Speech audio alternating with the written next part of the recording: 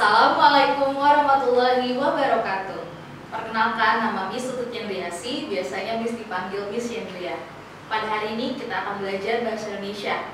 Miss biasanya ngajar di kelas 8, dan pada hari ini kita akan belajar tentang teks berita. Sebelum kita belajar, marilah sama-sama kita berdoa. Mari kita ucapkan basmalah. Bismillahirrahmanirrahim. Pada kesempatan kali ini, kita akan membahas tentang ciri-ciri berita, unsur-unsur berita, dan menyimpulkan berita. Kalian sudah tahu kan apa itu berita? Bahkan kalian sendiri tidak sadar setiap harinya kalian buka Instagram, itu pun kalian sudah membaca berita.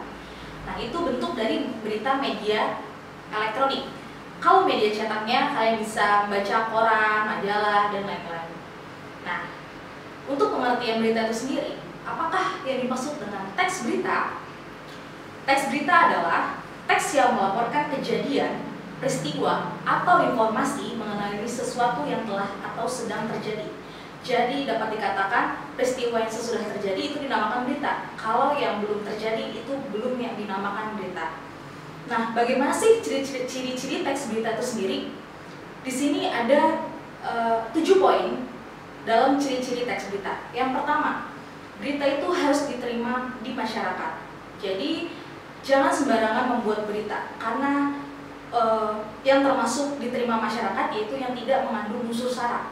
Sara itu adalah singkatan dari suku, agama, ras. Dan yang kedua, ciri-ciri dari teks berita tersebut adalah dipercaya atau terfaktual. Nah, yang ketiga, ciri-cirinya adalah menarik. Suatu berita harus menarik. Bagaimana menarik si pembacanya? Yang keempat, terkini atau aktual. Jadi, setiap berita itu harus up to date. Nah, dan yang kelima, itu berita harus jelas. Jadi, jelas bagaimana disampaikannya, jelas dari bagaimana isinya, bahkan sampai manfaatnya menarik perhatian si pembaca itu tadi. Dan yang kelima, kalimatnya sederhana. Menulis berita, membuat kalimat itu sederhana mungkin. Jangan sampai terbelit-belit atau sampai membingungkan pembacanya. Dan yang terakhir, berita itu segera disampaikan, jangan sampai ditunda-tunda. Tadi kita sudah membahas tentang pengertian berita dan ciri-ciri berita. Nah, setelah kalian mengetahui apa itu berita, ciri-ciri berita, dan unsur-unsur berita, kita masuk tahap selanjutnya, yaitu langkah-langkah menyimpulkan teks berita. Yang pertama yang harus kalian lakukan adalah, yang terpenting itu kalian harus membaca atau mendengarkan berita. Ternyata berita itu tidak sekedar membaca, kalian bisa mendengarkan berita dari radio ataupun dari podcast.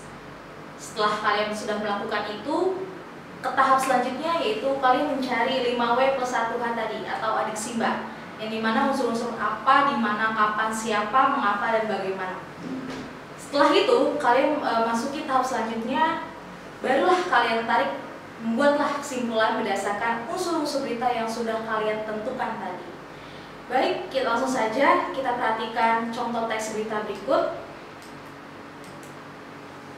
Ya, di sini ada berita tentang kebakaran melanda ibu kota. Kebakaran kembali melanda ibu kota. Api dengan cepat melahap pemukiman padat penduduk di daerah Tambora, Jakarta Barat. Peristiwa tersebut terjadi ketika warga sedang melaksanakan sholat tarawih pada hari Minggu tanggal 28 Juli. Turman, Ketua RW 11 mengatakan, saat peristiwa terjadi, semua warga tengah melaksanakan sholat tarawih di masjid. Api dengan cepat menyebar ke rumah warga yang lain, sehingga banyak warga tidak sempat menyelamatkan harta benda mereka. Kebakaran diduga disebabkan adanya hubungan arus pendek dari salah satu rumah warga. Petugas pemadam kebakaran mengalami kesulitan untuk menjinakkan si jago merah karena lokasi kebakaran sulit dijangkau petugas. Api baru bisa dipadamkan 3 jam kemudian. Tidak ada korban jiwa dalam peristiwa ini, namun kerugian diperkirakan mencapai ratusan juta rupiah. Nah, setelah kalian sudah menyaksikan salah satu contoh teks berita tadi, kalian bisa menemukan unsur-unsur teks berita tersebut. Mari saja kita langsung bahas, yaitu unsur yang pertama ada apa. Apa yang dibicarakan dalam berita tersebut, yaitu tentang kebakaran. Di mana peristiwa itu terjadi? Di Tambora, Jakarta Barat. Kapan peristiwa itu terjadi? Pada hari Minggu tanggal 28 Juli. Siapa yang ada di dalam peristiwa tersebut? yaitu warga RW 11 Tambora. Mengapa peristiwa kebakaran itu terjadi? Karena adanya hubungan arus pendek dari salah satu rumah warga. Dan bagaimana peristiwa itu bisa terjadi? Yaitu ketika warga sedang sholat tarawih, terjadi korsleting dan api dengan cepat menyambar ke rumah warga yang lain. Jadi itu adalah merupakan unsur-unsur adik Simba yang ditemukan dari cuplikan teks sebelumnya. Jadi kesimpulan yang bisa kita tarik adalah kebakaran terjadi di daerah Tambora, Jakarta Barat pada hari Minggu 28 Juli 2019. Peristiwa tersebut diduga disebabkan adanya hubungan arus pendek dari salah satu rumah warga. Warga Tambora yang menjadi korban dalam peristiwa tersebut sedang melaksanakan sholat tarawih ketika kebakaran terjadi.